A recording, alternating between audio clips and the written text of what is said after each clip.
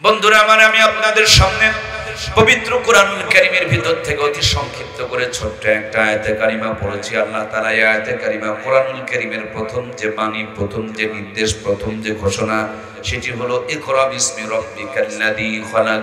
পড়ুন আপনি আপনার প্রভুর নামে, যিনি আপনাকে সৃষ্টি করেছে। মুসলমানের ঘরে জন্ম নিয়েছে, এই অর্থটুকু জানে না এরকম কোন মুসলমান খুঁজে পাওয়া যাবে? এটুকু জানে না এরকম কোন মুসলমান কি আছে? আল্লাহর কোরআনের প্রথম কথা, পড়ো তোমার প্রভুর নাম, যিনি তোমাকে সৃষ্টি করেছেন। আমরাও পড়ি, আমরাও জ্ঞান অর্জন করি, আমরাও বলছি শিক্ষা জাতির মেরুদণ্ড। বাংলাদেশী সহ গোটা পৃথিবীতে সবচেয়ে বড় বড় বাজেটগুলো শিক্ষার উপরে দেওয়া হয়। পৃথিবীর সবচেয়ে পাওয়ারফুল যে শক্তি, সেটির নাম হলো শিক্ষা।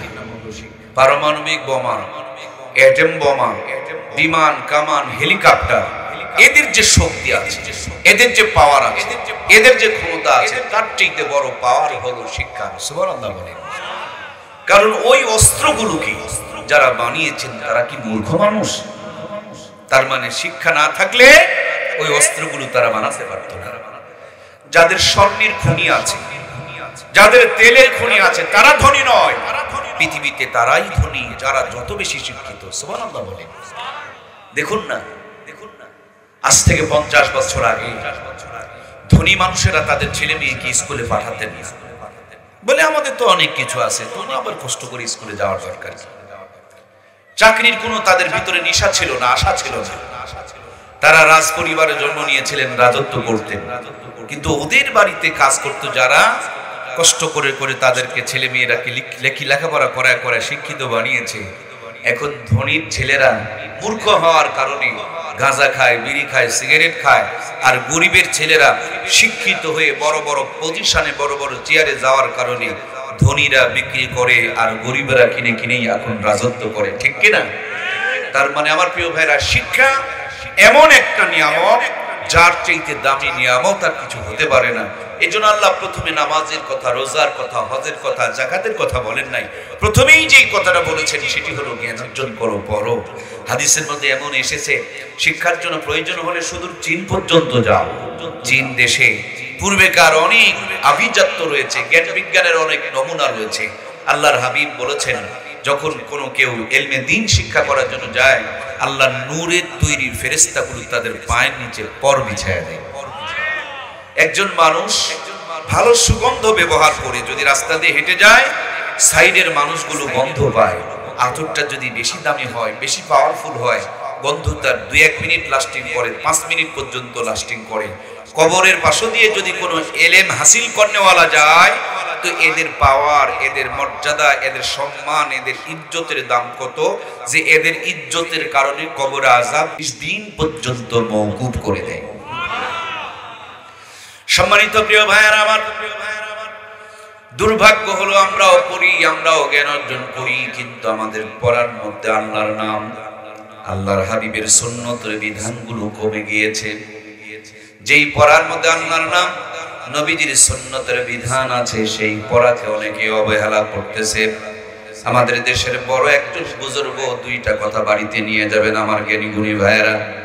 এই 2টা কথা শুধু বাড়িতে নিয়ে যাবেন, আমার আলোচনার মধ্যে এই 2টা কথা নিয়ে যাবেন। আমি কথাটা এক্ষুনি বলবো, এই কথাটা খালি বাড়িতে নিয়ে যাবেন। বাংলাদেশের একজন দার্শনিক বুজুর্গ হাফেজি হুজুর রহমাতুল্লাহি আলাইহি, যিনি বটগাছ প্রতীক নিয়ে বাংলার জমিনে নির্বাচন করেছিলেন, তিনি বলে গিয়েছেন, ধর্মহীন কর্মশিক্ষা আর কর্মহীন ধর্মশিক্ষা, কথা মাত্র 2টা। ধর্মহীন কর্মশিক্ষা, কর্মহীন ধর্মশিক্ষা, দুটি হলো জাতির জন্য অভিশাপ। ধর্ম আছে কিন্তু কর্ম নাই, নিজের পেটের ভাতটা পর্যন্ত বের করতে পারে না, মানুষের কাছে হাত পাততে হয়। হাফিজ হুজুরের ভাষায়, এটা জাতির জন্য মেরুদণ্ড নয়, জাতির জন্য নিয়ামত নয়, এটা হলো জাতির জন্য অভিশাপ এবং লানত। আবার তিনি বলেছেন, ধর্মহীন কর্মশিক্ষা, গোসলের ফরজ জানে না, ওযু করতে পারে না, পাক না পাক বোঝে না, হালাল হারাম চিনে না, ডাক্তার হয়েছে, মাস্টার হয়েছে, ইঞ্জিনিয়ার হয়েছেন, এমপি হয়েছেন, মন্ত্রী হয়েছেন, রাষ্ট্রপতি হয়েছেন, কিন্তু গোসলের ফরজ কয়টা জানে? কথা বলুন জানে? হাফিজজি হুজুরের ভাষায় তিনিও জাতির অভিশাপ, তিনিও জাতির জন্য লানত, তিনিও জাতির জন্য বড় নিয়ামত নয়, জাতির জন্য বড় গজব। আমার বাংলার জমিনে এখন দুই শ্রেণীর শিক্ষাই বেশি চলে। কেউ ধর্ম নিয়ে এত ব্যস্ত কর্মওয়ালা শিক্ষার কাছে যেতে পারে নাই, আর কেউ কর্মওয়ালা শিক্ষা নেই এত ব্যস্ত গোসলের ফরজটা পর্যন্ত তার জানা হয় নাই। এই দুই শিক্ষার কারণে বাংলার জমিনে রহমতের পরিবর্তে আযাবার গজব চলছে। কথা বলুন ঠিক কিনা?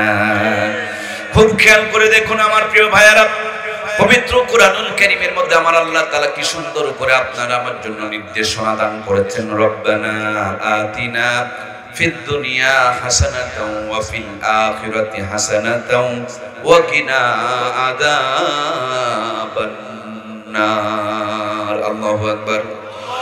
আল্লাহ বলেন, গোলাম তোমরা আমার কাছে প্রার্থনা করো, রব্বানা আতিনা, ওগো আমার রব তুমি আমাকে দুনিয়া এবং আখিরাতের উত্তমটা দান করো এবং আমাকে জাহান্নাম থেকে মুক্তি দিয়ে দাও। একজন মানুষ দুনিয়ার উত্তমটা যদি পায়, আখিরাতের উত্তমটা যদি পায়, আর জাহান্নাম থেকে যদি নাজাত পেয়ে যায়, এটাই হলো সফল কাম মানুষ। এই মানুষের দুনিয়া আখিরাতে কোনো চিন্তা নাই। কথা বলুন ঠিক কিনা? খালি আখিরাত পেয়েছেন, দুনিয়া পান নাই। এই আখিরাত আছে, দুনিয়া নাই। শেষ মুহূর্তে দেখবেন টাকার অভাবে, দরিদ্রতার কারণে অনেকে ঈমান পর্যন্ত হারিয়ে ফেলে। আবার অনেকের অনেক সম্পদ আছে কিন্তু ভিতরে ঈমান নাই।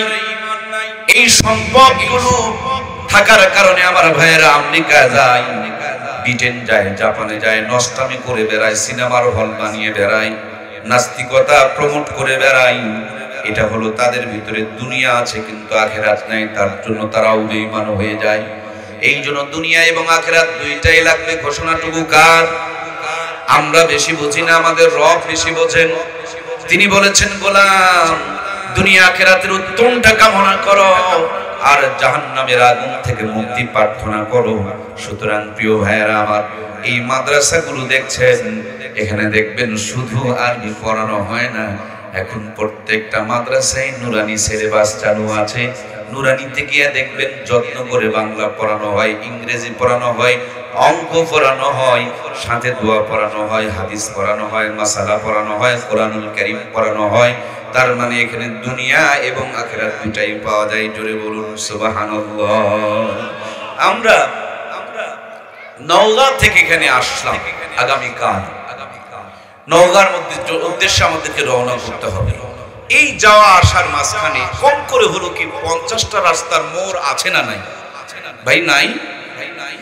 যদি আমি ভুল করে আমবাড়ি ওঠার পর ডান দিকে গেলে দিনাজপুর আর বাম দিকে গেলে ফুলবাড়ি, আমি যদি ভুল করে ডান দিকে দিনাজপুরের পথে রওনা করি, বলুন তো দেখি আমার কি নওগাঁ যাওয়া হবে? আমার ভাইয়েরা, ফুলবাড়িতে যাওয়ার পর ডান দিকে গেলে বিরামপুর আর বাম দিকে গেলে আপনাদের পার্বতীপুর অথবা রংপুর। আমি যদি ভুল করে বাম দিকে রওনা করি, বলুন তো দেখি আমার কি আর নওগাঁ যাওয়া হবে?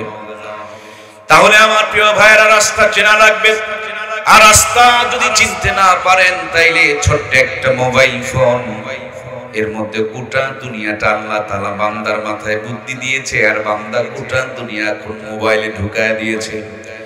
গুগলের অপশনে যাবেন, ডাটাটাকে অন করবেন, লোকেশন নামক একটা সফটওয়্যার আছে, এই সফটওয়্যারটাকে আপনি চালু করবেন, লিখে দিবেন আমবাড়ি টু নওগাঁ কত কিলোমিটার দূরে, কয় ঘন্টা সময় লাগবে, কতক্ষণ রওনা করেছেন, কতক্ষণে গিয়ে পৌঁছবেন, গাড়িটা কত স্পিডে চলতেছে, কত কিলোমিটার এসেছে আর কত কিলোমিটার বাকি আছে, ডান পাশের গ্রামের নাম কি, বাম পাশের গ্রামের নাম কি, কয় মিনিট পর সামনে গিয়ে রাস্তার মোড় করবে, আগেই সিগন্যাল দিয়ে আপনাকে আমাকে জানায়া দিবে।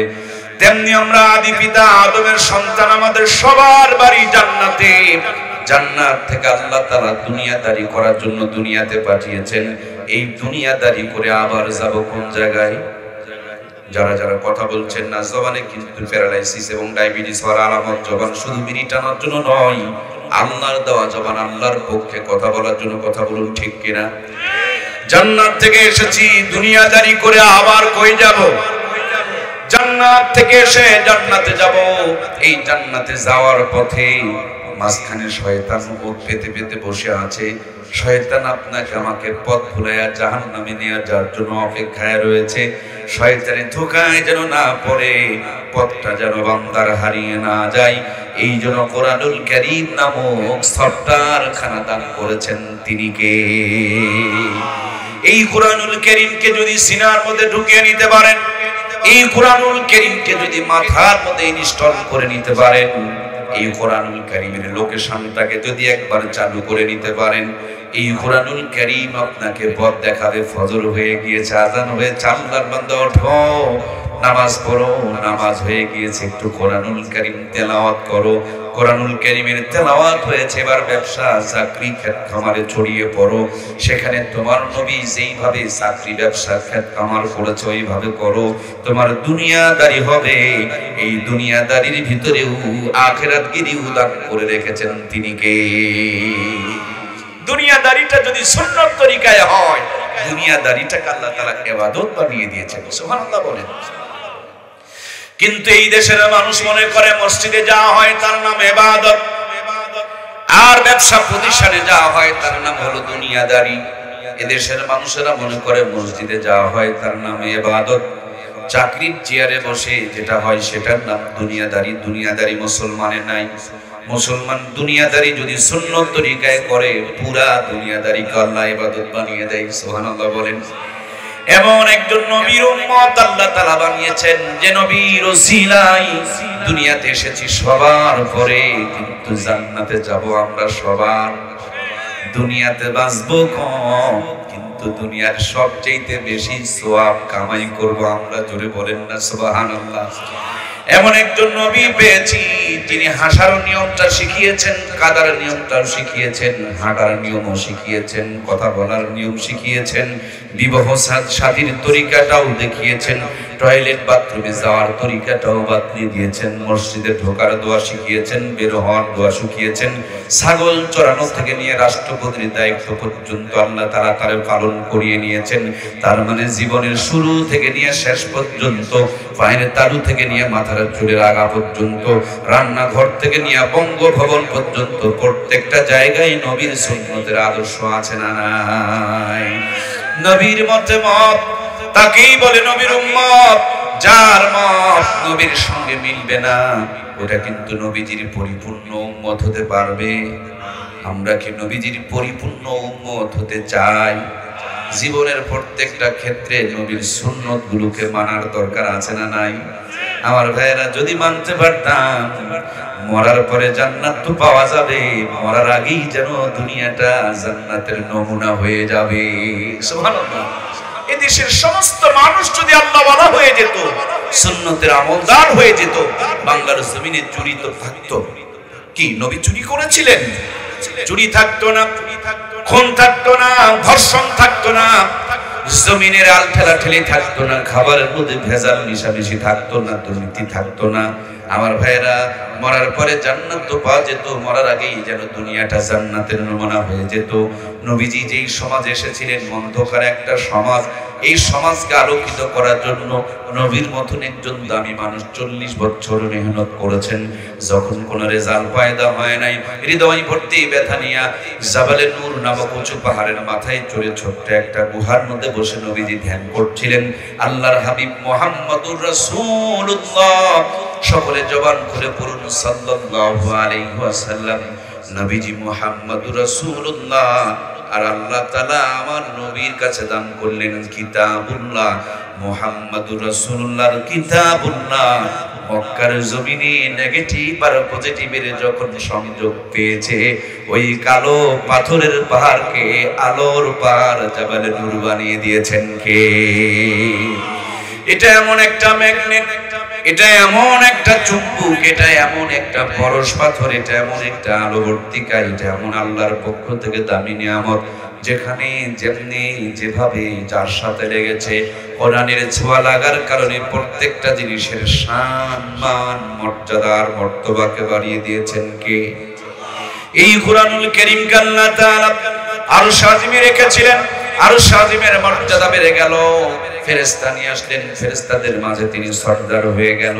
পাথরের পাহাড়ে নাজিল হলো, পাথরের পাহাড়টাকে আল্লাহ তাআলা আলোর পাহাড় বানিয়ে দিলেন। এই কোরআনুল কারীম রমজান মাসে নাজিল হলো, রমজান মাসকে আল্লাহ তাআলা 11 মাসের সেরা বানিয়ে দিল। এই কোরআনুল কারীম একটি মোবারক রাত্রে নাজিল হলো। লাইলাতুল কদরি খায়রুম মিন আলফি শাহর, এক রাতের মর্যাদা 1000 মাসের চেয়ে উত্তম বানিয়ে দিলেন কে? এই কোরআনুল কারীম যেই কাগজে লেখা হয়, দুনিয়ার যত দামি কাগজ জমিনে পড়ে থাকুক কেউ তুলে নিয়ে চুমু খায় না, কিন্তু কোরআন লেখা কোনো কাগজ যদি জমিনে পড়ে থাকে, বলুন তো দেখি মুসলমানের সন্তান কি তার উপরে পা দিয়ে যাইতে পারে? ওই কাগজটা দামি হয়ে যায়, তুলে নিয়ে চুমু খায়, নিচে কেউ উপরে থাকতে দেয় না। এই কোরআনুল কারীম যেই প্লাস্টিকের মধ্যে কভার বানানো হয়েছে, এই প্লাস্টিকের কভারটার পর্যন্ত দাম বেড়ে যায়।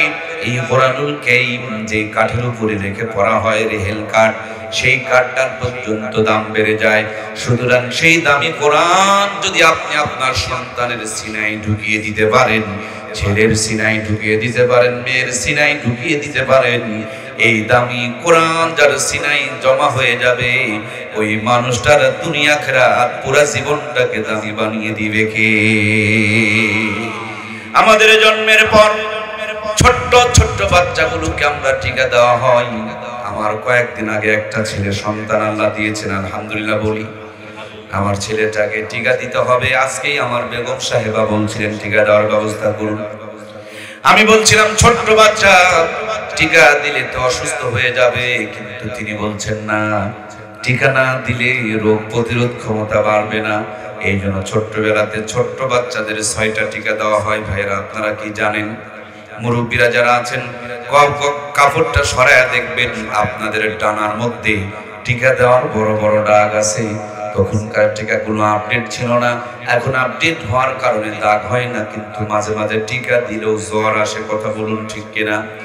তারপরও টিকা কেন্দ্রে নিয়ে বাচ্চায় যখন সামনে দেখে অন্য ছেলেকে ইনজেকশন করে, চিৎকার করে, এটা দেখে আপনার বাচ্চা পালিয়ে যেতে চায়, কিন্তু বাবা মা পালিয়ে যেতে দেয় না, বরঞ্চ কোলের মধ্যে চেপে ধরে শক্ত করে ইনজেকশনের সিরিঞ্জ যখন ফুরিয়ে দেয়, দেখবেন ডাক্তারের 14 গোষ্ঠী তুলে গালি দেয়। ডাক্তার মন খারাপ করে না, কারণ ডাক্তার জানে এ যদি বুঝতো আমাকে গালি না দিয়ে আমার কপালে চুমু খেত। কথা বলুন ঠিক কিনা?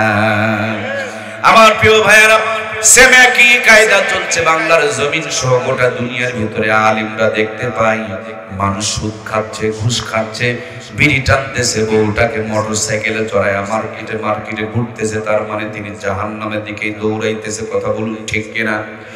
এজন্যই বলে বিড়ি খেও না, জেনা করিও না, নিজের বউকে পাতলা কাপড় পরায়া মার্কেটে ঘুরায়া ঘুরায়া দেশের মানুষকে জাহান্নামের জন্য দাওয়াত দিয়ে বেড়াইও না। এই কথাগুলো বলার কারণে অনেক আলেমের উপরে জুলুম, অত্যাচার, নির্যাতন পর্যন্ত নেমে আসে। কথা বলুন ঠিক কিনা? আপনি আপনার সন্তানকে 6টা টিকা দেওয়ালেন কেন? বলে 6টা টিকা দিলে 6টা রোগ আর মৃত্যুর আগ পর্যন্ত আক্রমণ করবে না। কিছুদিন আগে করোনার ভাইরাস এসেছিল, সবাই টিকা নিয়েছিল, টিকা দিয়েছিল কেন? বলে এই টিকা দিলে রোগ প্রতিরোধ ক্ষমতা বেড়ে যাবে, করোনা আর ঘায়েল করতে পারবে না।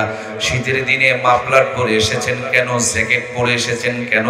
বলে এই শীতের পোশাক পরলে ঠান্ডা লাগবে না, নিউমোনিয়ার হবে না। বর্ষার দিনে ছাতা মাথায় কেন, গায়ে রিংকোট কেন? বলে ছাতা মাথায় গায়ে রিংকোট থাকলে বৃষ্টি আর ভিতরে ঢুকতে পারবে। জোরে বলুন পারবে?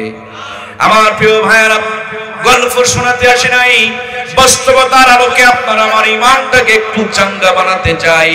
যে টিকা দিলে রোগ প্রতিরোধ ক্ষমতা বাড়ে, যে শীতের কাপড় পরলে পরে ভিতরে ঠান্ডা ঢুকতে পারে না, যে রিংকোট পরলে বৃষ্টিতেই ঘুরবেন কিন্তু বৃষ্টি আপনার ভিতরে ঢুকবে না, তেমনি আপনি যতই দুনিয়ার ভেজালে থাকুন না কেন, সিনায় যদি কোরআনুল কারীম ঢুকিয়ে দিতে পারেন, আপনার সন্তান ডাক্তারি, মাস্টারি, ইঞ্জিনিয়ারি, এমপিগিরি, মন্ত্রীগিরি করবে, কিন্তু জাহান্নামে যাবে না, জান্নাতের পথ হারাবে না।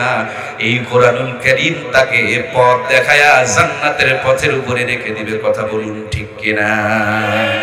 এই জন্য প্রিয় ভাইয়েরা আমার, সবার ঘরে শীতের পোশাক আছে, কিন্তু সবার ঘরে কোরআনের তেলাওয়াত, সবার ঘরে বর্ষার দিনের প্রস্তুতি নেওয়ার জন্য ছাতা আছে, কিন্তু জাহান্নাম থেকে বাঁচার জন্য সবার ঘরে নামাজ। সবার বাড়িতে আমার ভাইয়েরা করোনার ভাইরাসের টিকা দেওয়ার কার্ড আছে, কিন্তু সবার ঘরে আলেম হাফেজ বানানোর সার্টিফিকেট নাই। এই জন্য দরদের ভাইয়ের আমার সন্তানকে আপনি ডাক্তার, মাস্টার, ইঞ্জিনিয়ার বানাবেন, কোনো আপত্তি নাই, কিন্তু আগে ডাক্তার নয়, আগে মাস্টার নয়, আগে ইঞ্জিনিয়ার নয়, আগে একটু কোরআনের ফার্মায় ঢুকাইয়া ইমানদার বানাতে হয়। আর ইমানদার বানানোর জন্য কলেজ, ভার্সিটি, বিশ্ববিদ্যালয় নয়, ইমানদার বানানোর ফ্যাক্টরি, এই কারখানা হলো মাদ্রাসাগুলো। এই মাদ্রাসা মসজিদগুলোতে দিয়া আপনি আপনার সন্তানকে যদি ইমানদার বানায় নিতে পারেন, আপনার আমার আশেপাশে কি ইটের ভাটা আছে না নাই? আমার ভাইরা ইটের ভাটায় আপনারা গিয়েছেন, ইটগুলো ইট বানানো হয় পাথর দিয়া, কি মাটি দিয়া, এইরকম মাটি দিয়া। কিন্তু এই মাটি যদি পানিতে ফেলে দেন দেখবেন মাটি গলে যাবে, গলে যাবে কিনা? এই মাটি রাস্তায় দিলে ধুলা হয়ে যাবে, কিন্তু সেই মাটিকে সুন্দর করে খামিরা বানায়া ইটের একটা ফার্মায় ঢুকায়া, ইটের ফার্মাটা যদি বেঁকা হয় ইটগুলো তো সোজা হয়। কথা বলুন একটু ভাইজান, আমাকে একটু হেল্প করেন। ফার্মা যদি বেঁকা হয় ইট তো সোজা হয়। ফার্মার মধ্যে যদি এস লেখা থাকে ইটের মধ্যে আর ওঠে, ও এস থাকলে এসি ওঠে। ও বন্ধু, বিয়ে করবা কটকটি আর ছেলে মেয়ে হবে আল্লাহর ওলি। ওয়াজ বুঝতেছেন না কেন? কথা বলেন, কথা বলেন, কথা বলতে হবে, নইলে কিয়ামতের দিন গোবার শয়তানের কাতারে আল্লাহ তাআলা তুলবে। ফার্মা যদি বেঁকা হয় ইট তো সোজা হয়। যদি বিয়ে করবেন কটকটি আর পেট থেকে আল্লাহর ওলি হবে। নিজের পেটটাকে ঢাকা রাখবেন, বিবির পেটের মধ্যে অর্ধেকটা বের করে মার্কেটে মার্কেটে ঘুরাবেন, ওই পেটের মধ্যে তো আল্লাহর ওলি পয়দা হবে। আমার প্রিয় ভাইয়েরা খুব খেয়াল করবেন, ইটের ফার্মায় ঢুকায়া আর ওদের কয়েকদিন শুকায়া ইটের ভাড়ায় দেওয়ার পর যখন ইটের টেম্পারেচার মেনটেন করে তাপ দেওয়া হবে, আগে ছিল মাটি, এবার হিট পাওয়ার কারণে হয়ে গিয়েছে খাঁটি। আগে পানিতে ফেলে দিলে গলে যায়, ওই ভাটার ইট বের করে এখন যদি সাগরে সমুদ্র ফেলে দেওয়া হয়, বলুন তো দেখি গলে যায় না আরো শক্ত হয়? একই মাটি আগে গলে যায় পরে শক্ত হয়। মানুষের পেটে জন্ম নিলে মানুষ নয়, গরুর পেটে জন্ম নিলে গরু হয়, ছাগলের পেটে জন্ম নিলে ছাগল হয়। যদি মানুষের পেটে জন্ম নিলে মানুষ হয়, তাহলে এরশাদ শিকদারকে কেন মানুষ অমানুষ বলে? তার তো হাত পা সবই ঠিক আছে। তার মানে মানুষের পেটে জন্ম নিলেই শুধু মানুষ নয়, হাকিকতের মানুষ, গুণওয়ালা মানুষ, আলোকিত মানুষ, জান্নাতি মানুষ বানানোর জন্য আমাদের সকলের ছেলে মেয়েগুলোকে কোরআনের ফারমায়ে দিয়ে ইমানদার বানানোর দরকার আছে না না? আমি একবারও ডাক্তার, মাস্টার, ইঞ্জিনিয়ারের বিরুদ্ধে বলি নাই, কারণ আমার যদি অসুস্থ হয় ডাক্তারের দরকার আছে না নাই? বিল্ডিং বানাতে গেলে ইঞ্জিনিয়ারের দরকার, ছেলে মেয়েগুলোকে উচ্চ শিক্ষিত করানোর জন্য মাস্টারের দরকার আছে না নাই? কিন্তু এগুলোকে যদি ইমানদার না বানায়া খালি খালি ডাক্তার বানান, দেখবেন বানাইছেন ডাক্তার, কোরআন ভিতরে না থাকার কারণে ডাক্তার হয়ে গেছে বাটপার। হাসপাতালে বসে থাকে, রোগ ধরতে পারে না, কলমে লেখে না, চোখে দেখে না। ওই ডাক্তার আবার বৈকাল বেলা প্রাইভেট ক্লিনিকে যখন বসে 500 টাকা ভিজিট পেলে আব্বা আব্বা বলে ডাকে।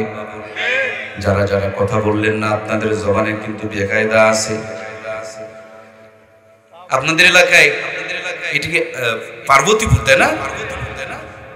আগামী লাগিয়ে দেখবেন ডাক্তার মহোদয় চোখে দেখে না, কানে দেখে না, কলমে লেখে না। বৈকাল বেলা ওই ডাক্তার যখন প্রাইভেট ক্লিনিকে বসেছে 800 টাকা 500 টাকা ভিজিট দিলে আব্বা আব্বা বলে ডাকে। কথা বলুন ঠিক কিনা? আমার ভাইয়েরা, প্রত্যেকটা জিনিসের একটা আলামত আছে, হুজুরের একটা আলামত। আবার গাঁজাখোরে দেখবেন বড় বড় মোষ, তার মানে গাঁজাখোরের ওইটা আলামত। যাদের চোখগুলো হলুদ হয়ে যায়, হলুদ চোখ দেখে বোঝা যায় যে তার হলুদ হলে কি যেন একটা রোগ হয়, জন্ডিস হয়ে গিয়েছে। এটা হলুদ মানে এটা জন্ডিসের আলামত। শরীরের যদি টেম্পারেচার বেড়ে যায়, তাপ বেড়ে যায়, এটা কিসের আলামত? জ্বরের আলামত। এই বেচারি 30 বছর পর্যন্ত লেখাপড়া করেছে, ডাক্তারের উপরে বিদেশ থেকে ডিগ্রি অর্জন করেছে। গরিব একজন মানুষ তার কাছে গিয়েছে, দেখেই চিনে ফেলে দিয়েছে তার জ্বর হয়েছে, এক পাতা নাপা খেলেই ভালো হয়ে যাবে। তারপরও দেখবেন 13টা পরীক্ষা দেয়। কথা বলছেন না কেন গো? এটা কি ডাক্তারি না বাটপাড়ি? আরে তুমি চিনে ফেলেছো রে ভাই, জ্বর হইছে, এক পাতা নাপা দিলে সেরে যাবে, এই 13টা পরীক্ষা দিলা কেন? ওখান থেকে পার্সেন্টেজ কামায় ভাই, কথা বলুন ঠিক কিনা? জানে যে এক পাতা নাপা আর এক পাতা মাশাআল্লাহ এই একটা গ্যাসের মনিটরি দিলেই কাম হবে, 17টা ঔষধ লেখছে। ওই যে কোম্পানি কিনে রেখেছে, কথা বলছেন না কেন? সব ডাক্তার এরকম না, কিন্তু এরকম ডাক্তারের নামে বাটপার আছে না নাই? আমার প্রিয় ভাইরা, ওই ডাক্তারের মাথায় যদি কোরআন থাকতো, বলুন তো দেখি ডাক্তারগুলোকে আমাদের সাথে এই বাটপারিগুলো করতে পারতো? তাহলে আমরা ডাক্তার চাই, কিন্তু ডাক্তারওয়ালা কেউ কোরআনওয়ালা ইমানদার ডাক্তার বানানোর দরকার আছে না নাই? আমাদের দেশে অনেক মাস্টার আছেন, স্যার আছেন, মাথায় মাল আছে, সরকার যাচাই বাছাই করে স্যারকে চাকরি দিয়েছে, বড় বড় বিল্ডিং এ গিয়ে স্যারেরা আমাদের বাচ্চাদেরকে পড়ায়, কিন্তু স্কুলে পড়ে বাচ্চাগুলো পাস করতে পারে না। স্যারের বাড়ির কোনায় ছোট্ট একটা প্রাইভেট সেন্টার আছে, কোচিং সেন্টার আছে, আধা ঘন্টা যদি লেখাপড়া করে দেখবেন ওখানে পড়লে পাস করে, কিন্তু বড় বড় স্কুল কলেজে পড়ে পাস করতে পারে না। তার মানে স্যারের মাথায় মাল আছে, স্যার এই মালগুলো সঠিক জায়গায় সাপ্লাই করে না, কুক্ষিগত করে রেখে দেয়, টাকা কামাই করার ধান্দায় কোচিং সেন্টারে সাপ্লাই দিয়ে দেয়। সত্যি করে বুকে হাত দিয়ে ইমানের বল নিয়ে আমাকে উত্তর দিবেন, যেই স্যারের দায়িত্ব পালন না করে সরকারি বেতনগুলো তুলে তুলে খায়, বলুন তো দেখি ওই স্যার নামক আল্লাহর বান্দার বেতনগুলো কি হালাল হতে পারে? হারাম টাকা দিয়া বউকে শাড়ি কিনে দিবে, যেদিন স্যার ঢাকায় যাবে ওই দিন ওই শাড়ি পরে রিকশায় চড়ে মোষ মেরে মেরে পাবলিকের হক বইয়া আদায় করে, কথা বলুন ঠিক কিনা? হারাম টাকা দিয়া সন্তানকে লেখাপড়া করাবে, দেখবেন সন্তান ভাত কাপড় দেবে না, বুড়া বয়সে বৃদ্ধাশ্রমে ফেলে আসে, কথা বলুন ঠিক কিনা? এই জন্য আমরা স্যার চাই, কিন্তু স্যারের ভিতরে কোরআন ঢোকানোর দরকার আছে না নাই? কথা তো আমার এটাই, কোরআনওয়ালা স্যার চাই, কথা বলেন ঠিক কিনা? 3 নম্বরে আমার দেশে বহু ইঞ্জিনিয়ার আছে, রডগুলো বিক্রি করে দেয় আর রডের পরিবর্তে বাঁশ ঢুকায়, কথা বলছেন না কেন? এই তো আপনাদের ঢাকা টু দিনাজপুর হাইরে কত কষ্ট করে রাস্তা হলো বন্ধুরা আমার।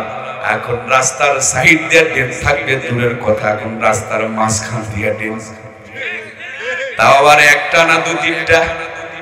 একজনকে জিজ্ঞেস করেছিলাম এত ড্রেন কেন?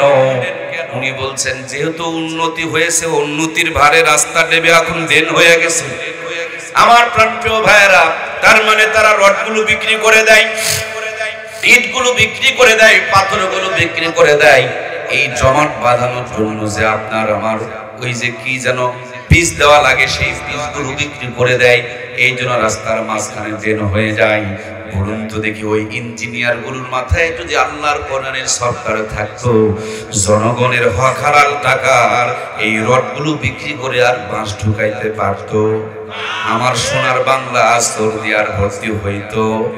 সুতরাং আমার সন্তানগুলোকে ডাক্তার, মাস্টার, ইঞ্জিনিয়ার বানানোর জন্য আগে যদি ইমানদার বানায় রাষ্ট্রপতি থেকে নেয়া মেম্বারের চেয়ার পর্যন্ত সেটআপ দিতে পারি, সোনার বাংলা সোনাই রূপান্তরিত হয়ে যাবে, দুর্নীতি দমন কমিশনের দরকার পড়বে না, ঠিক কিনা? বাংলার জমিনে সবচেয়ে বড় দুর্নীতি যেই দুর্নীতি সবচেয়ে বড় যেই সেক্টরটা করেছে সেটি হলো দুর্নীতি দমন কমিশন।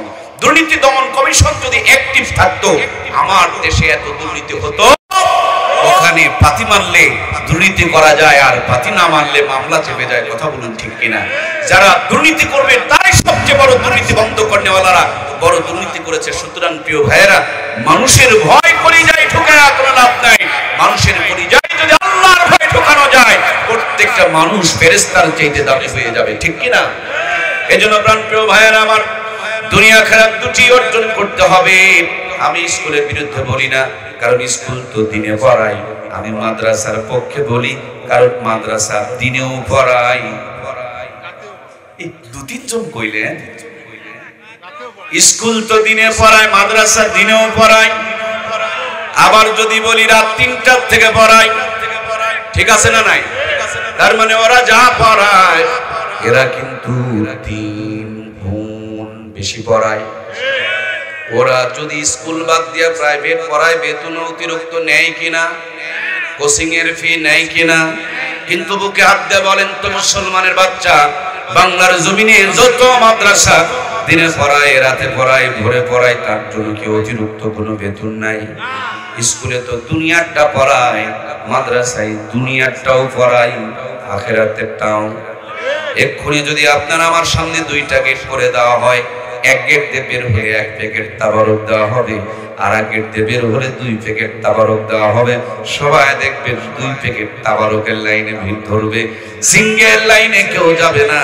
এই তাবারকের বেলায় 2টার লাইন ধরলেন, আর যেই লাইন ধরলে আপনার সন্তান দুনিয়া আখিরাত দুটাই পাবে, ওইটাকে কেন বাতিল করে দিলেন?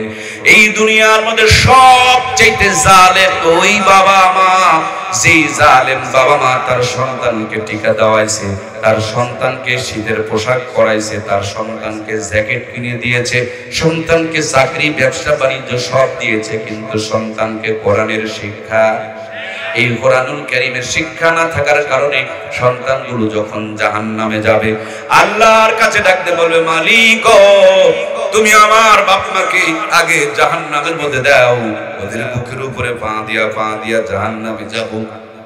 কারণ আজকে যে আমি জাহান্নামে যাই, আমাকে জান্নাত আর জাহান্নাম আমার বাপ মা চিনায়া দিতে পারে, সেই জন্যই আমি জাহান্নামে যাই। আমার বাবা মাকে আগে দাও, ওদের বুকের উপরে পা দিয়া জাহান্নামে যেতে চাই। পিছনে যেই ভুল হয়ে গিয়েছে, সামনে যেন এই ভুলটা আর না হয়। এই জন্য আমাদের ছেলে মেয়েগুলোকে ইমানদার বানানোর দরকার আছে না না? আমি তো লতিফ সিদ্দিকীকে নিয়ে ভয় করি না, আমার ভয় তসলিমা নাসরিনকে নিয়ে হয় না, আমার ভয় বড় বড় নাস্তিক আর মুরতাদদেরকে নিয়ে হয় না, আমার ভয় হয় আপনাদেরকে নিয়ে, আমার ভয় আমাকে নিয়ে, আমার ভয় আমাদের কাছে যারা বসে তাদেরকে নিয়ে। কারণ লতিফ সিদ্দিকী অমর হলো কেন, তসলিমা নাসরিন নাস্তিক হলো কেন? একটাই মাত্র কারণ, তাদের মাথার মধ্যে সব আছে কিন্তু আল্লাহর কোরআন, এই জন্য তারা নাস্তিক হয়ে গিয়েছে। আপনিও তো সেই পথে চলছেন, আপনার ছেলেকে সব দিয়েছেন কিন্তু কোরআনুল কারীম থেকে দূরে রেখেছেন। কথা বলুন ঠিক কিনা? নবী আমার বলেন, আল কোরআনু হুজ্জাতুল্লাহ আলাইকা, এই কোরআনুল কারীম হলো আপনার আমার জন্য দলিল। কোরআন যদি পক্ষে থাকে কোনো টেনশন নাই, কোরআন যদি বিপক্ষে চলে যায় সব বরবাদ হয়ে যাবে। কথা বলুন ঠিক কিনা? এত কিছু জানার পরও এটি আপনার ভিতরে চিন্তা, এটি আপনার ভিতরে ভাবনা, এটি আপনার ভিতরে টেনশন। তবু আমি ওভার চ্যালেঞ্জ করে বলছি, বাংলার জমিনে সবচেয়ে সুখী যারা, তারা হলো কোরআনওয়ালা। কথা বলুন, এই কোরআনওয়ালাদের চাইতে বাংলার জমিনে সুখী আর কেউ। কিন্তু দেখার জন্য তো চোখ লাগে, চোখের পাওয়ার যদি কমে যায় দেখবেন খোলা খোলা দেখতে হয়। এদের চোখে গুনাহ করে করে আবরণ পড়ে গেছে, এরা খালি সুদ ঘুষের বিল্ডিং দেখতে পায়, কিন্তু প্রকৃত শান্তি তারা দেখতে পায়। এই দিনাজপুরে যত বড় বড় সুদখোর, ঘুষখোর, জুয়াচোর, বাটপার, চিটার, মদখোর, তাসখোর, গাঁজাখোর, এক কথায় যত বড় বড় হারামখোর পাবেন সবগুলোকে এক লাইনে বসায়া দেন। আর ইমাম, মুয়াজ্জিন, হাফেজ, মাওলানা, মুফতি, মুহাদ্দিস এদেরকে আরেকটা লাইনে বসায়া দেন। আলু ঘাটি দিয়ে হোক আর বেগুন ভর্তা দিয়ে হোক আর আলু ভর্তা দিয়ে হোক, খাবার খেতে বসায় দিয়ে দেখেন হুজুররা চোখের পলকে 3 থেকে 3.5 প্লেট তুলে ফেলবে, এরা দেখবেন হাফ প্লেট নিয়ে নাড়াচাড়া করবে। যারা যারা কথা বললেন না, আমার কি মনে হচ্ছে আপনাদের কানে কোনো সমস্যা আছে নাকি? হুজুরদের সমান সুদখোরেরা খেতে পারবে? হুজুররা খাওয়ার পর পাঞ্চা পাবে আর আলহামদুলিল্লাহ বলে ঠিকুর তুলবে, আর এরা খাওয়ার পর পেটে মসর শুরু করবে। যুদ্ধ লেগে যাবে, আমেরিকা, ভারত, চীন, জাপান, জার্মান সব যুদ্ধ ওনার পেটে লেগেছে, তখন র্যাব আর সার্জেলের খোঁজাখুঁজি করবে। কথা বলুন ঠিক কিনা? প্রিয় ভাইয়েরা আমার, ছোট্ট একটা গ্রামেও যদি কোরআনওয়ালা ইমামতি করে, 30 দিন 30 বাড়িতে 30 রকম হাতে 30 রকম স্বাদে, আবার মাশাআল্লাহ দিনাজপুরে রান্না গোটা বাংলাদেশকে হার মানিয়ে দেয়। প্রিয় বন্ধুরা আমার, তাও যদি আবার আমবাড়ি এলাকার মানুষেরা হয়, আপনাদের আমবাড়িতে কোন দিন হাট? শুক্রবারের দিন যদি বাড়ি পড়ে, দেখবেন বাড়িওয়ালা ঘুম থেকে জাগায়া দিবে, হাতের মধ্যে ব্যাগটা ধরায়া দিবে, পকেটে 2000 টাকা ঢুকায়া দিবে, জলদি বাজারে যাও, নইলে ভালো গোস্ত পাওয়া যাবে না। খালি গোস্তের শুনিলে হবে না, যদি একটু ছোট মাছ পাওয়া যায় তাহলে আরো ভালো হবে। দেশি মুরগি হলে তো সুন্দর করে একটু রোস্ট বানানো যাবে। বাজারে আইটেম লিখেছে 25টা, উনি বাজার করতে করতে করেছে 35টা। বেগম সাহেবা যত্ন করে রান্না করতেছে, কারণ জানে হুজুর মানুষের বাড়িতে বাড়িতে খায়, খাবার যদি স্বাদ না হয় তাহলে দুর্নাম হয়ে যাবে। অথবা আল্লাহ ওয়ালাদেরকে ভালোবাসে, তার জন্য যত্ন করে রান্না করছে। ইমাম বড় চালাক মানুষ, চিন্তা করে আমি যদি বাড়িতে বাড়িতে গিয়া খাই তাহলে বউ তো পাতিল নিয়ে লটর ফটর করবে, এই জন্য টিফিন বক্স পাঠায় দেয়। এক বাটির মধ্যে 4 আইটেম 5 আইটেম তরকারি ঢুকায় যায়, আইটেমে মিক্সারও হয়ে যায়। এবার বাজারে গিয়ে টিফিন বক্স সন্ধান করে, বড় কি কোনো টিফিন বক্স পাওয়া যায়? দোকানদার বলে 12 তলা 14 তলা পর্যন্ত টিফিন বক্স বের হয়েছে। ইমাম সাহেব বলেন বড়টাই আমাকে দাও। মাঝে মাঝে এমন কিছু বাড়িতে খাবার খালি পরে 15-17 আইটেম পর্যন্ত রান্না হয়ে যায়। উনি 12 তলা টিফিন বক্স কিনে রওনা করেছেন, এদিকে 14 আইটেম রান্না করে নিয়ে আল্লাহর বান্দে অপেক্ষায় রয়েছেন। 12 তলা 12 আইটেম দিয়ে ভর্তি হয়ে গিয়েছে, এখনো পর্যন্ত 2 আইটেম বাকি আছে।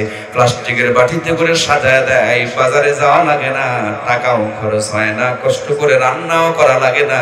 শুধু আল্লাহর কোরআনের সঙ্গে থাকার কারণে সারা জীবন ওই ইজ্জতওয়ালা রিজিকের ব্যবস্থা করে রেখেছেন তিনি কে? আর যদি আমাদের মতন একটু আলেম বানাইতে পারেন, ইজ্জত কারে কয়? 5 বছরের জন্য ক্ষমতায় যাবেন, মেম্বার থাকবেন, এমপি থাকবেন, মন্ত্রী থাকবেন, সেলুট পাবেন। যেদিন ক্ষমতা চলে যাবে সেদিন আর ফুল নয়, মানুষ ঝাঁটা দিয়া খোঁজাখুঁজি করে, কথা বলুন ঠিক কিনা? কিন্তু কোরআনওয়ালাদের দিকে তাকায় দেখেন, এদের সম্মান হলো আনলিমিটেড। সুবহানাল্লাহ বলেন। বাংলার অন্তরে প্রান্তরে আনাচে কানাচে, অল্প কিছুদিন আগে আমরা খুলনা গিয়েছিলাম, সম্ভবত 26টা শুধু ভর্তার আইটেম, আরো অতিরিক্ত অন্যগুলো আছে। বসার জায়গা নাই, এত তো খাওয়া যায় না, কিন্তু মানুষের কলিজার মধ্যে একটা স্বপ্ন, হুজুর জীবনে কোনোদিন আসে নাই, হয়তোবা ভবিষ্যতেও কোনোদিন আসবে না। পরিবারে আলেম বানাতে পারি নাই, একটা দিন অন্তত আলেমকে যদি মহব্বত করতে পারে, সেই ওসিলায় যেন আল্লাহ মাফ করে দেয়। সুবহানাল্লাহ বলেন। এই তো সেদিন ময়মনসিংহে আমি গরুর গোশত নেব না, কিন্তু ভাইটা আমাকে 1 পিস দেবে, তিনি ছাড়বে না। আমাদের 2 জনের মধ্যে যখন জোরাজোরি হচ্ছিল, পাশেই দেখতেছি তিনি চোখ থেকে পানি মুছতেছিল। জিজ্ঞেস করলাম, আমার না নেওয়ার সঙ্গে তোমার কান্না করার সম্পর্ক কি? তিনি বলেন, আমার মা বুড়া মানুষ, সকাল থেকে কষ্ট করে আপনার জন্য সব খাবারগুলো নিজের হাতে যত্ন করে রান্না করেছেন। ওনার ইচ্ছা, ওনার স্বপ্ন হয়তোবা কখন মরে যাবেন, একদিন একজন আলেমকে সুন্দর করে আপ্যায়ন করবেন। আপনি খাচ্ছেন, পর্দার আড়াল থেকে আমার মা তাকায় তাকায় দেখছে। ভিতরে গিয়ে দেখি চোখের পানিগুলো আঁচল দেয়া মুছতেছে। আমি জিজ্ঞেস করলাম, কেন? মা বললেন, আমি প্রায় অনেক সময় ধরে কষ্ট করে গরুর গোশতকে ভেজে ভেজে কালো ভুনা বানাইলাম, আমার কষ্টটা ব্যর্থ হয়ে গেল। হুজুর যে 1 পিস পর্যন্ত নিল না, আপনারা যত কষ্ট হোক 1টা পিস হলেও নেন, আমার মায়ের আত্মাটা শান্তি পাবে। কোরআনওয়ালাদের জন্য সাধারণ মানুষের কলিজায় এই ভালোবাসা ঢুকিয়ে রেখেছেন কে? মামুনুল হকের নাম শুনেছেন আপনারা? মামুনুল হকের নাম শোনেন নাই? তিনি যদি আপনাদের আমবাড়িতে আসেন, আমবাড়িতে এসে যদি কোনো চার দোকানে ঠোকে, আর দোকানদার যদি চিনতে পারে এটা আল্লামা মামুনুল হক, চা খাওয়ার পর তো বিল নিবে। কথা বলছেন না কেন ভাই? সে যদি মুসলমান হয় আর চিনতে পারে যদি এটা আল্লামা মামুনুল হক, কি চার বিল নিবে?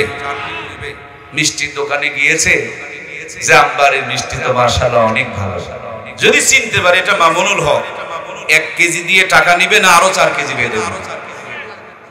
পানের দোকানে গিয়ে যদি পান খায়, ফানওয়ালা যদি চিনতে পারে, বলুন তো ভাইয়ের আমার ফানের দাম তো নেবে। উনি যদি মনে করে আমি আর কত গাড়ির মধ্যে ঘুরবো, একটু খোলা ভ্যানের উপরে ঘোরাফেরা করে একটু চলাফেরা করব, কোন ভ্যানে যদি চড়ে আর ভ্যানওয়ালা যদি চিনতে পারে, বলুন তো দেখি ভ্যানওয়ালা তো ভাড়া নেবে। এটাই একদিনের জন্য না, আজীবন। কথা বলুন, কথা বলুন। বয়স যত বাড়বে সম্মান তত আল্লাহ তাআলা বাড়ায়া দিবে। আমি নিজের চোখে দেখেছি আমার প্রিয় ওস্তাদ আহমদ শফি রহমাতুল্লাহি আলাইহি, শুধু কোরআনওয়ালাদের দাম বাড়ে না, কোরআনওয়ালারা পায়ে দিয়া থাকে, তার জন্য কোরআনওয়ালাদের জুতার পর্যন্ত দাম বেড়ে যায়। জুতা সোজা করে পায়ে দিতে হয় না, তাদের জুতাগুলো জনগণ কলিজায় ভালোবাসা নিয়া, আলেমদের খেদমত করার আশা নিয়া জুতাগুলো পর্যন্ত সোজা করে রেখে দেয়। কথা বলুন ঠিক কিনা? পক্ষান্তরে আমার প্রিয় ভাইরা, হারামখোরদের বড় বিল্ডিং দেখে আফসোস করিও না। ওই বিল্ডিং থাকতে পারে, কিন্তু বিল্ডিং যদি হারাম টাকা কামাই দেওয়া হয়, সেই বিল্ডিং এ কোনোদিন শান্তি বিরাজ করে না। রাতের 9টায় 15 লাখ টাকা নিয়ে বাড়িতে যায়, মুখের মধ্যে সালাম নেয়, আগরবাতি টানতে টানতে বাসায় যায়, গেটের মধ্যে গিয়া কলিং বেলে চাপ দেয়, কাজের মেয়ে গেট খুলে দেয়, বউয়ের সাথে সম্পর্ক ভালো নাই, ঘরে ঢুকে কাপড় চোপড় খুলে, পেটের মধ্যে ক্ষুধার যন্ত্রণা, বউয়ের হাতে রান্না কপালে জোটে না, যে মেয়েটা নাক পরিষ্কার করেছে ওই হাত দিয়ে রুটি বানায় যত্ন করে ঢেকে রেখে দিয়েছে, নরম রুটি, গরম খাসির কলিজা, কিন্তু মনে বড় অশান্তি, পেটে ঢুকতে চায় না, জোর করে ঠেলে ঠেলে যদি পেটের মধ্যে ঢুকায়, পেটে ঢুকতে দেরি যুদ্ধ বেঁধে যায়, তখন গ্যাসের বড়িরে আবার সার্জেল দিয়া পেটের গুতাগুতি মিটানো লাগে। কোটিপতির সুন্দর ঘর, 25 লাখ টাকা দিয়ে ডেকোরেশন করা, কিন্তু স্বামী এক ঘরে, বউ আর এক ঘরে, এমন যন্ত্রণা কও যায় না, সহ যায় না। পরকিয়া করে, ক্রিং ক্রিং করে খালি মোবাইলের মেসেজ আসে। আমার ভাইরা এই টেনশন করতে করতে অনেক যুবক এখন হার্ট স্ট্রোক করে বিছানায় পড়ে থাকে। কথা বলুন ঠিক কিনা? এজন্য আসুন আমার ভাইরা, দিন শেষে সারমর্ম মূল কথা, মুসলমান কোরআন সুন্নাহ যেখানে আল্লাহ রহমত আর বরকত, সেখানে একটু ফেলে আসা দিনগুলোর দিকে তাকান না। আজ থেকে 30 বছর আগে আপনাদের আমবাড়ি এলাকার ভিতরে, আপনাদের দিনাজপুর এলাকার ভিতরে ভাঙা ঘরে যখন মাসকালার ডালের তেলানি হতো, এক বাড়ির তেলানি গোটা গ্রামটাকে মোহিত করে ছেড়ে দিত। একদিন যদি আতপ চালের বিরিয়ানি খাওয়া হতো, কম করে হলো 2 দিন পর্যন্ত হাত থেকে সুগন্ধ বের হতো। আপনার আমার মূর্খ নানুয়ার দাদুরা সেই পার্বতীপুর স্টেশনের পাশে থেকে 5 টাকা 6 টাকা সের ইলিশের মাছ কিনে নিয়ে বাড়িতে রওনা করতো। পুকুরের খোলা পানি দিয়া অর্ধ পচা ইলিশের মাছ মূর্খ নানি আর দাদিরা কোনো মতন ধৌত করে খেরের চূড়ায় বসে, লবণ থাকলে ঝাল নাই, ঝাল থাকলে তেল দেওয়ার কথা মনে নাই, কিন্তু গুনগুন গুনগুন করে জাল জ্বলছে আর দরুদ শরীফের তেলাওয়াত চলছে, মাথায় কাপড় আছে, পেটটা ঢাকা আছে, হালাল টাকা দিয়ে কিনা হয়েছে। যে ঘরে কিনা করে রান্না হয়েছে সেই ঘরে কোনো কিস্তির টাকা নাই, গ্রামীণ ব্যাংক ঠেঙ্গা মারা আশা নাই, সেই ঘরে কটকটির আওয়াজ বের হয় না, সেই ঘরে কোরআনুল কারীমের তেলাওয়াতের আওয়াজ বের হয়, সেই ঘরের মা বোনগুলো রিমেট টুবে টিবে নিজের ঘর থেকে হিন্দুদের মন্দিরে আওয়াজ বের করে না, সেই ঘরের মা বোনগুলো এশা নামাজ পড়ে আঁচল তুলে ধরে চোখের পানি ছেড়ে দিয়ে রোনাজারি করে। ওই ঘরে একদিন যদি ইলিশ মাছ আর পান্তা ভাত খাওয়া গেছে, কম করে হলো 3 দিন পর্যন্ত হাত থেকে সুগন্ধ বের হয়েছে। কথা বলুন ঠিক কিনা? সেই নানি দাদিদের স্মৃতিচারণে পহেলা বৈশাখ উদযাপন করি আমরা। 6 টাকার কেজি ইলিশের মাছ 6000 টাকা দিয়ে আমদানি করে নিয়ে আসতেছি আমরা। নরমাল চুলা ভেঙে দিয়ে গ্যাসের চুলা নিয়ে এসেছি আমরা। সাধারণ মশলা বাতিল করে রাঁধুনি গুঁড়া মশলা ব্যবহার করতেছি আমরা। কত উন্নতি করেছেন, গুণে কোনো শেষ করতে পারবেন না। কিন্তু খাবার সময় নাকে নিয়ে চেক করতে হয় ইলিশ না সিলভার কাপ। কথা বলুন ঠিক কিনা? আগে কি সুন্দর দিন কাটাইতাম আমরা। যুবক ভাইয়ের আমার সঙ্গে একটু হেল্প করুন। আগে কি সুন্দর দিন কাটাইতাম আমরা, আগে কি সুন্দর দিন কাটাইতাম। ফজর যখন হইতো মুয়াজ্জিন আযান দিত, মধুর আযান শুনে বিছানা ছাড়িতাম আমরা, মধুর আযান শুনে ঘুম ছাড়িতাম। যতই থাকুক কাম আগে নামাজ পড়িতাম, হাজার থাকুক কাম আগে নামাজ পড়িতাম, নামাজ পড়িয়া কোরআন পড়িতাম। আমরা ইকো চলবে না, নামাজ পড়িয়া তেলাওয়াত করিতাম। আগে কি সুন্দর দিন কাটাইতাম আমরা, আগে কি সুন্দর দিন কাটাইতাম। জোরে বলুন মারহাবা। শুধুমাত্র এখনকার তুলনায় আগে কোরআন সুন্নাহর সাথে সম্পর্ক মানুষের ভালো ছিল। এই জন্য মূর্খ নানু আর দাদুরা 150 বছর টনটনা বেঁচে ছিল। কথা বলুন ঠিক কিনা? এখনকার তুলনায় তখনকার মানুষদের সঙ্গে কোরআন সুন্নাহর সাথে সম্পর্ক ভালো ছিল। আপেন পাড়া নানি দাদিকে নানু দাদুরা বিয়ে করেছে, সেই জামানার 500 টাকা নগদ পণ দিয়ে বিয়ে করেছে।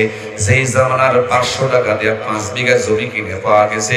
ওই নানি দাদির পেটে 12টা 18টা 15টা সন্তান জন্মগ্রহণ করেছে। একজন নানি দাদিকেও কষায় খানা নিয়ে পেট চিরে বাচ্চা বের করা দরকার পড়ে। সব কটা সন্তানকে নরমাল ডেলিভারি করেছে, বুকের দুধ খাওয়াইছে। এখন স্মার্ট জামানা, সব চেয়ার মায়েদের দখলে চলে গেছে, ছেলেদের দখলে কোনো দামি কোনো চেয়ার খুঁজে পাওয়া যায় তো। আইন পাস করেছে কিন্তু কোরআন সুন্নাহ না থাকার কারণে আইনের উপরে নোকটা পরে আইন গাইন হয়ে গিয়েছে। যৌতুক জরিমানা খালি বাড়তেছে আর বাড়তেছে। কথা বলুন ঠিক কিনা? আজ থেকে মাত্র 30 বছর আগে এত কিছু ছিল না, কিন্তু কোরআন সুন্নাহ ছিল, তার জন্য রহমত আর বরকত ছিল। এখন তারা আইন পাস করেছে 18 বছর আগে বিয়ে দেওয়া যাবে না।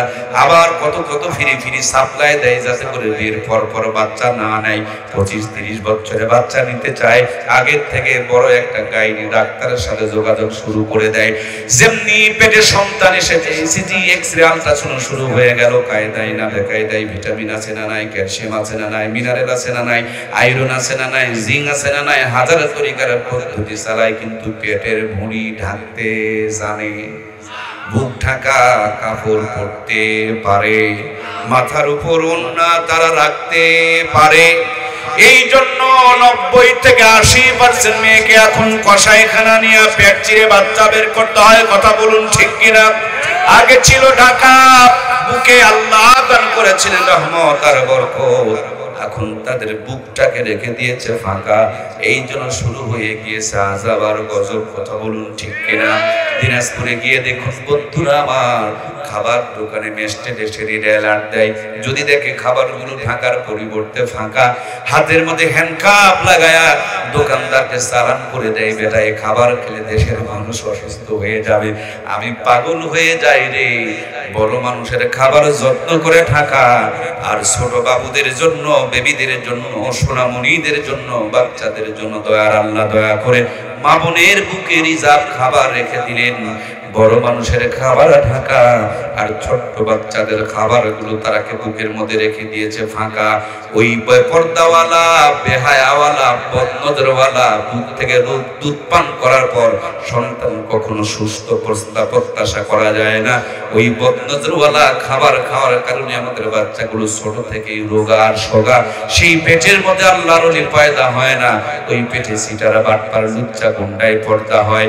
অল্প কিছুদিন আগে বগুড়াতে এক মাহফিল থেকে নামার পর ছোট্ট একটা বাচ্চা কোলে দিয়া বললেন, হুজুর বাচ্চাটাকে বাতাস লেগেছে, ফোন দিয়া দেন। আমি জিজ্ঞেস করলাম কেমনে বাতাস লাগলো?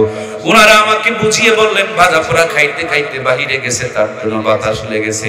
আমি চিন্তা করলাম ছোট্ট বাচ্চা ভাজা পোড়া খাইতে খাইতে বাহিরে গেলে যদি বাতাস কুতাস লাগে গো, এমনি তো আমাদের মা বোনগুলো ফর্সা, আমরা পাচ্ছি না তেমন কোনো ভরসা। তারপরও বিউটি পার্লারে গিয়ে সাজুগুজু করতেছে, মুসলমানের পোশাক বাদ দিয়ে কিরণমালা কটকটি আর পাখি ধরেছে।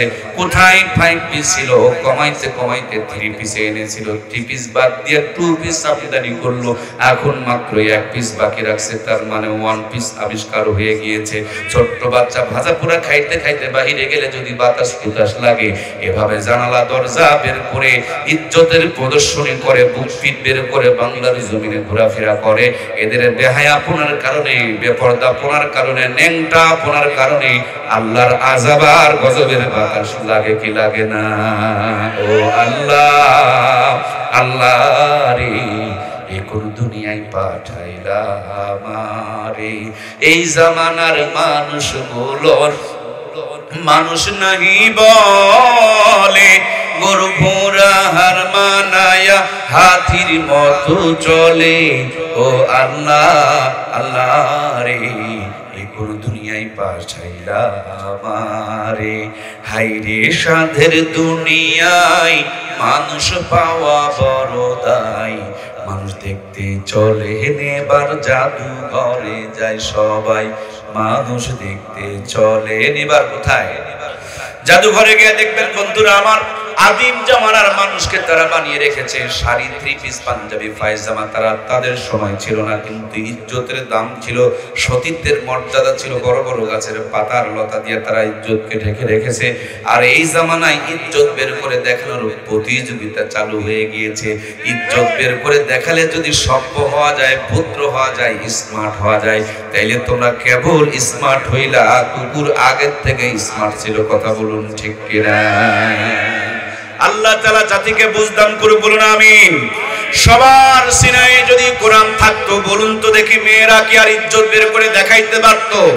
একজন ভদ্রলোক তার বউকে মোটরসাইকেলে পিছনে চড়ায় মার্কেটে ঘোরায় তার সিনায় যদি কোরআন থাকতো নিজের বউকে অর্ধনগ্ন পোশাক পরায় বিউটি পার্লারে সাজায় মার্কেটে নিয়ে কি ঘোরাফেরা করতে পারতো সারমর্ম কথা আমার প্রিয় ভাইয়েরা টিকা দিলে রোগ হবে না রিংকট পড়লে বৃষ্টি ঢুকবে না লোকেশন ওয়ান করলে রাস্তা ভুল হবে না মূল কথা কোরআন যদি সিনায় ঢুকিয়ে দিতে পারেন ওই মানুষটা পথভ্রষ্ট হবে না জাহান্নামে যাবে না জান্নাতের পথে যদি তুলে ছেড়ে দিতে পারেন ফুলবাড়িতে যান অথবা পার্বতীপুরে যান দেখবেন ট্রেন দুইটা লাইনের উপরে দাঁড়ায় আছে এটার পথ হারায় না এটার রাস্তা চেনা লাগে না এটা আঁকা বাঁকা করে ঘোরার লাগে না লাইনের উপরে চলতে চলতে চলতে সকাল হলেই যেমন ঢাকা পৌঁছে যায় আপনি আপনার সন্তানকে কোরআন সুন্নাহর লাইনের উপরে সকালবেলা তুলে দিবেন জীবনের শুরুতে তুলে দিবেন কোরআনের ফারমায় ঢুকায়া কোরআনের পাম দিয়ে ছেড়ে দিবেন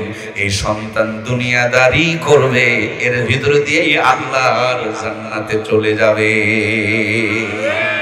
এজন্য প্রাণপ্রিয় ভাইয়েরা আমার আমরা কি আমাদের সন্তানগুলোকে কোরআনওয়ালা বানাতে চাই এই কোরআনের ফারমাটা আমাদের দরকার আছে না নাই এই কোরআনের সুপারিশ কি নিয়ে কি আমরা সবাই জান্নাতে যেতে চাই কারা কারা কোরআনের সুপারিশ নিয়ে জান্নাতে যেতে চায় আল্লাহর কোরআনের সঙ্গে দুইখানা হাত উত্তোলন করে আমার আল্লাহকে দেখা লিল্লাহে তাকবীর হাতগুলো এভাবে একটু নাড়া দেন সকলে দুইখানা হাত উত্তোলন করুন লিল্লাহে তাকবীর আল্লাহ তুমি আমাদের হাতগুলোকে কোরআনের পক্ষে কবুল করে নাও বলুন আমিন আল্লাহ আমাদেরকে আখিরি মোনাজাত পর্যন্ত কবুল করো বলুন আমিন আয় আল্লাহ তোমার কোরআনের সুপারিশ নিয়ে শ্রোতা বক্তা কর্তৃপক্ষ আয়োজক সবগুলোকে তুমি একসাথে জান্নাত দিয়ে দিও বলুন আমিন ভাইয়েরা আমার হাত নামান এই কোরআন শুধু দুনিয়াতেই সম্মান দেয় না এই কোরআনের সাথে সম্পৃক্ততা অর্জন করে কেউ যদি বিদায় নিয়ে চলে যায় কোরআনুল কারীম মাথার সামনে দাঁড়িয়ে যাবে কিয়ামত পর্যন্ত কবরে জান্নাতের ঘুম পাড়ায়া দিবে সুবহানাল্লাহ বলেন